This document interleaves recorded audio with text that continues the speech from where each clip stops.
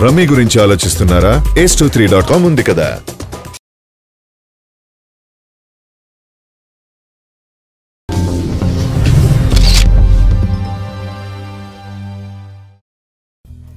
Prince Mahesh అతడు సినిమాలో ఒక డైలాగ్ ఉంటుంది.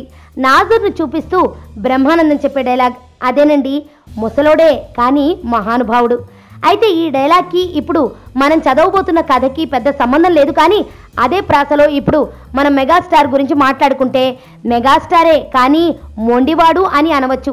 అదేంటి మెగాస్టార్ మొండివాడేంటి, ఏమైంది, అసలు మెగాస్టార్ను మొండివాడిగా ఎందుకు అంటున్నారు అన్న మ్యాటర్ తెలియాలంటే ఒకసారి ఈ విషయం చదవండి.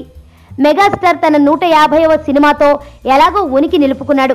అదే క్రమంలో ఇప్పుడు 151వ సినిమాతో ఉనికి చాటుకోవాలనే తాపత్రయంతో చాలా రిస్క్ చేస్తున్నాడు. ఏకంగా బాహుబలి సినిమాతో తాను చేస్తున్న 151వ సినిమా ఉయ్యాలవాడ నరసింహారెడ్డి సినిమాను ఊహించుకుంటూ హడావిడి చేస్తున్నాడు. అసలు చిరు ఏం చేస్తున్నాడు అని వివరాల్లోకి వెళితే, చిరంజీవి తన 151వ సినిమాగా స్వాతంత్ర్య సమరయోధుడు ఉయ్యాలవాడ నరసింహారెడ్డి జీవిత గాథను తెరకెక్కిస్తున్నారనే విషయం మనకు తెలిసిందే. ఈ ప్రాజెక్ట్ ఇప్పుడు ప్రీ ప్రొడక్షన్ పనులు వేగంగా జరుపుకుంటోంది. అయితే మొదట ఈ మూవీని సాధారణంగా తెరకెక్కించాలని నిర్ణయించారు. విజువల్ ఎఫెక్ట్స్ కి ప్రాధాన్యం లేకుండా కథపైనే ఎక్కువగా ఫోకస్ పెట్టారు. కానీ ఇప్పుడు కథతో పాటు విజువల్ ఎఫెక్ట్స్ కి ప్రాధాన్యతని ఇచ్చారు. దీంతో బడ్జెట్ తారాస్థాయికి చేరుకుంది. ఇదంతా బాహుబలి 2 సాధించిన విజయాన్ని చూసిన తర్వాత బడ్జెట్ ని పెంచేస్తున్నారు. ఈ మూవీని రామ్ చరణ్ నిర్మిస్తున్నారు. రామ్ చరణ్ లెక్కల ప్రకారం ఉయ్యాలవాడ నరసింహారెడ్డి మూవీని 100 కోట్ల బడ్జెట్తో తెరకెక్కించాలని నిర్ణయించారు.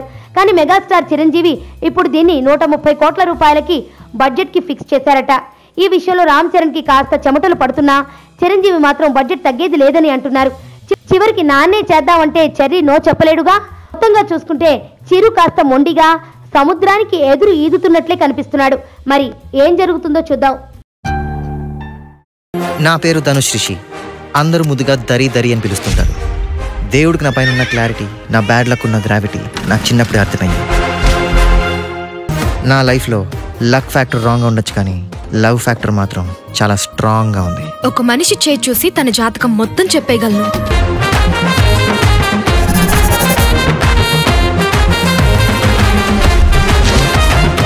Coming soon.